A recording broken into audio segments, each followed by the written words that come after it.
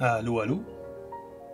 A couple I know has an upcoming major house move ahead of them, and they're feeling insecure about the many unknowns that particular move entails. The timing's unknown, as well as the exact location, and they're worried about the possibility of unforeseeable outside events coming in the way of the move. A move that has pretty much no room for mistakes. So they're hoping for some guidance as to how to proceed. The overall impression of the whole reading, backing up and looking at it from a distance as a whole, what stands out is illusion. On the negative side of that, they could be tempted into making the wrong decision. That is, they could trick themselves into making a decision that more boosts their egos than anything else. So they'll have to remain aware about such kinds of self-deceptions.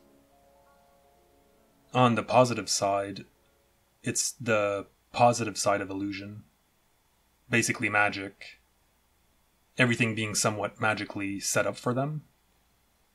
When I say being set up, I mean being set up by the more invisible forces, the subtle, universal forces, things that are being prepared behind the scenes, so to speak.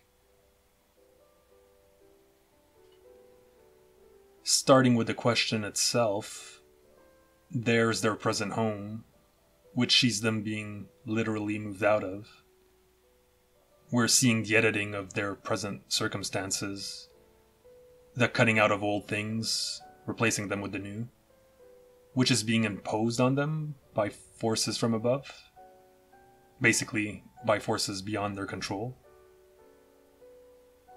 What is in their control, though, is how they act in the face of this change, which is something new, a new kind of action, something they're not used to, something they hadn't planned on, where they'll have to improvise in response to exterior events. At the core of the issue, there's something within themselves preventing them from seeing the bigger picture right now. Even though their understanding of the situation has already shifted to a pretty advanced understanding, and they're seeing many different facets of their present situation, many different sides of the equation, they're still not seeing the overall bigger picture. But it seems also that it's just not really for them to know just yet. There are much bigger forces at work, bigger forces working for their best interests, directing them to where they need to go. The key to having all of this roll with ease is for them to surrender themselves to the higher spiritual forces at work here. Actually, it's not just the higher forces, but the lower as well. The lower subconscious forces. There's the higher spiritual forces, and then the lower bodily forces, which are basically the gut instincts. What this means overall, it's that it's a moving and an acting apart from logical reasoning. The logical reasoning part of the equation has already been accomplished in the past.